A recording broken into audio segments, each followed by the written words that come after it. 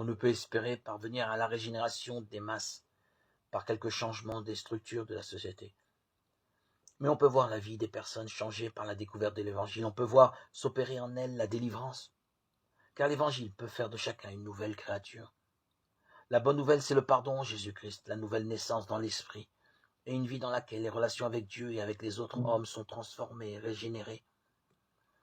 Le récit de la vie de Cyprien, leader de l'Église d'Afrique, illustre bien la manière dont la conversion change les relations d'une personne avec la société qui l'entoure. Fils d'un officier romain, Cyprien avait tout ce qu'il pouvait désirer. Déjà un homme mûr, la quarantaine environ. Cyprien lut les écrits de Tertullien et se mit à beaucoup admirer cet homme de Dieu.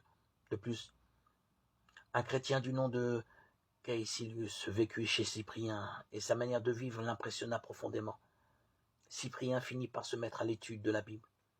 Il se convertit aux alentours de l'an 246, probablement peu avant d'atteindre ses 50 ans. Il abandonna le monde, vendit ses propriétés et devint catéchumène, c'est-à-dire celui qui reçoit l'instruction avant de se faire baptiser. Il fut consacré ancien en 247, puis l'année suivante évêque d'Afrique du Nord. Dans une lettre à Donatus, Cyprien se lamente sur le péché du monde. Il propose à Donatus de se transporter en imagination sur une haute montagne et de regarder le monde avec compassion. Regarde les routes barrées par des voleurs, les mers hantées par des pirates et les guerres répandues sur toute la terre. Le monde entier baigne dans le sang. Le meurtre, considéré comme un crime lorsqu'il est commis par un individu, devient un acte vertueux s'il est commis à la guerre.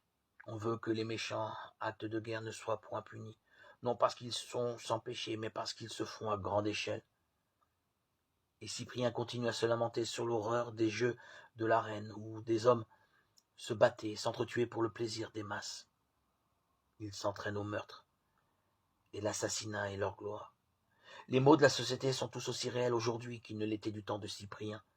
La guerre est devenue infiniment plus terrible, les tortures sont de plus en plus raffinées. Pourtant, aujourd'hui encore, les serviteurs du Christ en tant que groupe et en tant qu'individus peuvent avoir une influence sur la société.